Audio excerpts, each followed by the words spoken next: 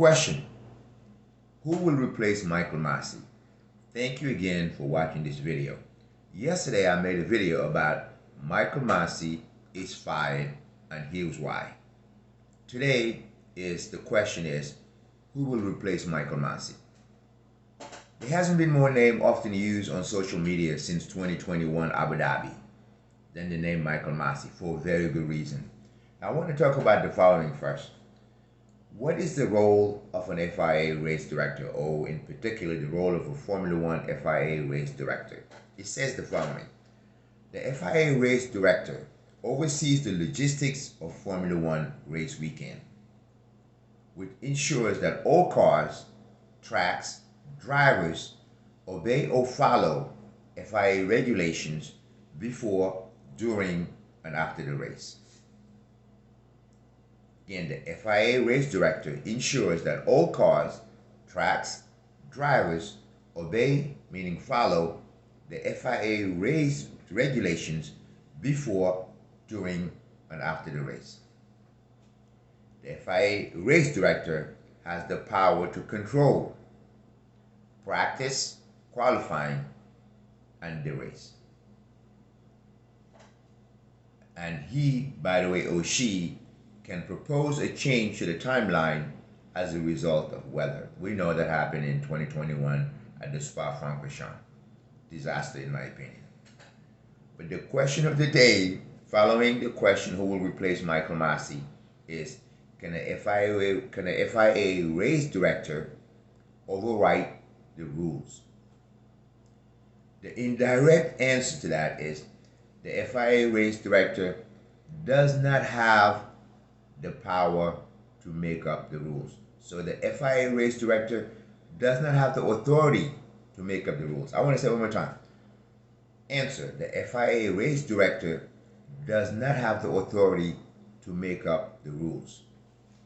However, Article 15.3 says the following: the race director shall have the overriding authority over the clerk of the course with respect to the use of the safety car. Isn't that strange?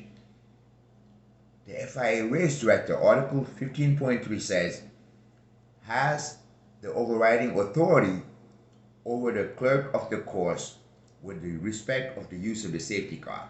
That's exactly what happened at Abu Dhabi, according to Masi. What Masi didn't seem to respect is rule number 1. The FIA race director does not have the authority to make up the rules.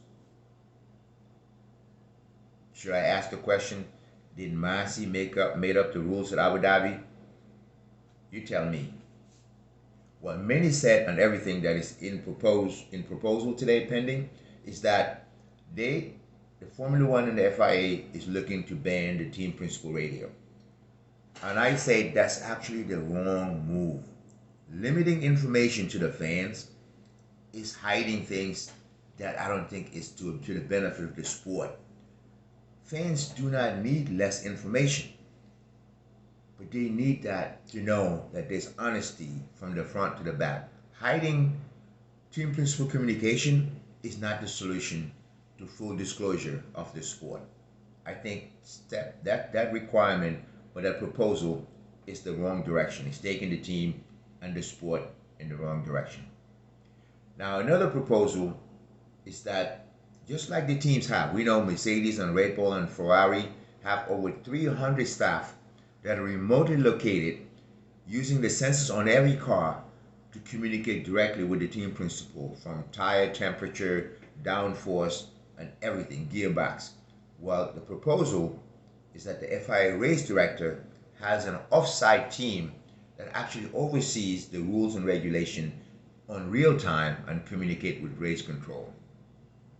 The other suggestion is, should there be more than one race director of equal power? The saying sometimes goes that whatever one could do, two could do better. And that maybe not, but that is one of the proposals that are going on.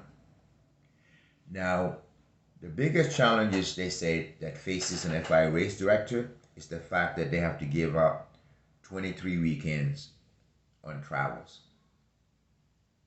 As far as I'm concerned, If I were qualified to be an FIA race director, nothing would give me more pleasure than to follow Formula One 24 hours a day, every day. That's how much I love the sport.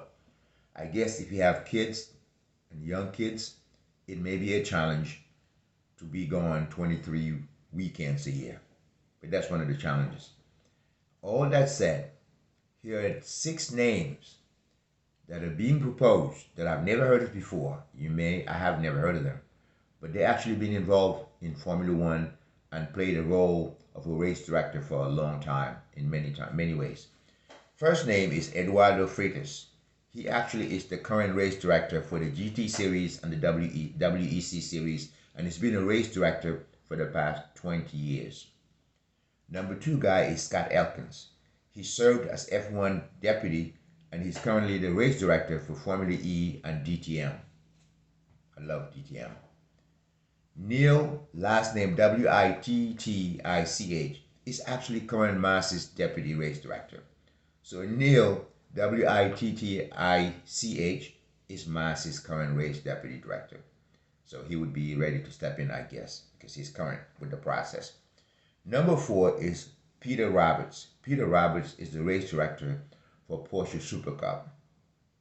And number 5 is Herbie Blash. He's a former deputy for Charlie Whiting. Someone who also had a lot of experience.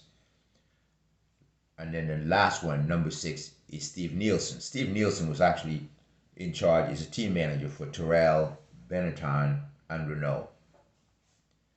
Now, I want to remind Martin Brundle and Damon Hill from a conversation I heard on Sky Sport. They lamented that there wasn't anyone they see fit able to do Masi's job. And I answered that by the following, saying, the graveyards are full of people that the world could not do without. The graveyards are full of people that the world could not do without. No one is indispensable. And Masi, for sure, has, in my opinion, lost the privilege that was afforded to him to be a race director. One of the reasons why being a race director, one of the values is trustworthiness. The drivers and the team and the fans must trust the race director. And the number 1 skill that was afforded to Charlie Whiting is the ability to multitask and multitask on time. Thank you for watching this video. Would love to hear what you think.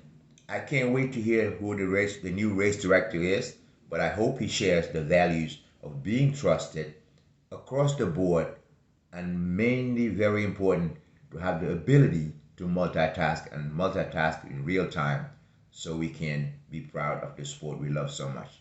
Thank you kindly. God bless you. Have a great day.